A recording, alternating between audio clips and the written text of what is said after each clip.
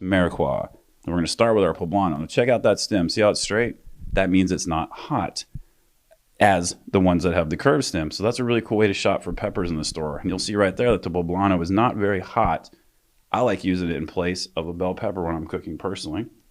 Not that I dislike a green bell pepper, but I go for that poblano.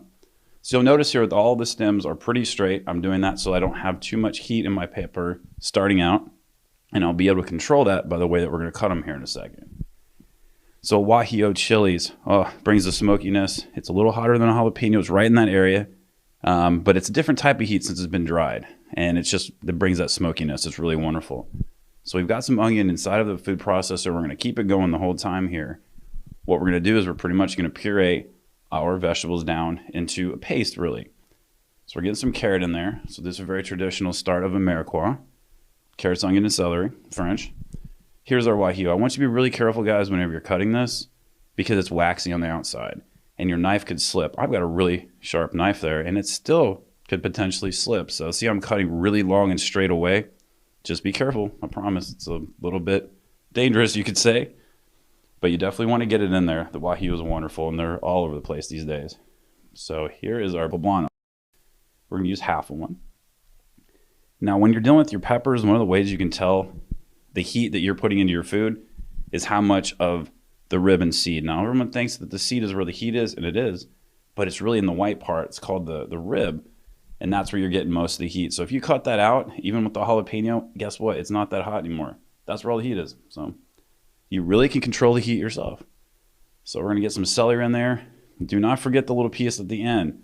There is a lot of flavor in that, guys. Well, people usually discard it, which is understandable. But today's a new day, so you can start using it. It's delicious. And we've made a Southwest Mariqua. That is a major flavor bomb, guys. You could use it all over the place. Very delicious. You could start it for a sauce. You could go ahead and use that and just throw in some spaghetti. You're good. Maybe add a little tomato, too. So here's the meaty part of this. If you don't want to use some beef, we could just use the mushrooms here. I like the mushrooms because they're often referred to as meaty, you know, when we're not doing the beef thing or the proteins. So be sure to remove the spores there underneath because it kind of tastes like dirt. Now, it depends on what you're trying to cook and what your goal is for this dish. We don't want it, so we're getting rid of it. It's going to bring too much muddiness, you might say, to the flavor profile that we don't want.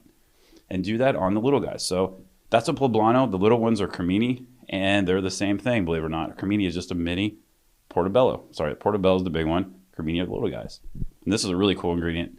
Truffle butter. Don't have to use it.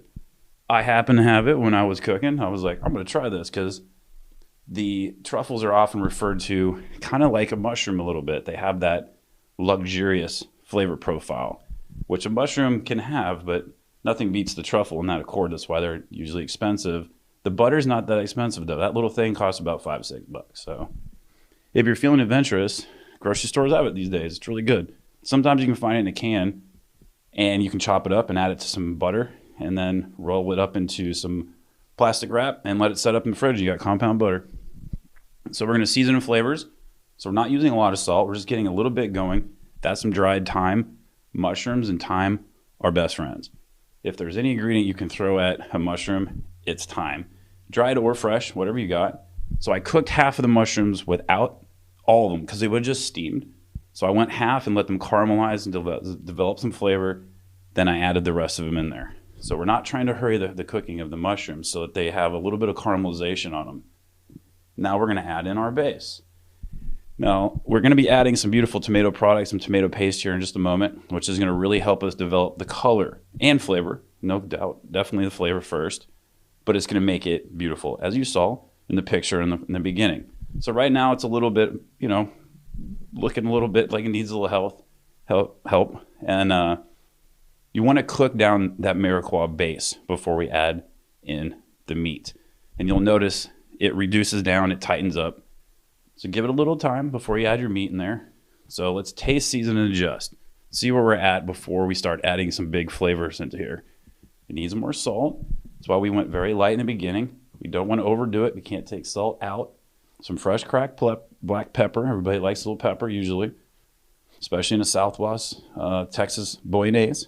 So there's some tomato paste. This is going to help the color a lot, but it's really deep in flavors, which we exactly want in a beautiful bolognese sauce. Got some red wine in there. It's a half a cup. And we're gonna add a little more just because this is coloring at this point when we start adding in the extra tomato paste.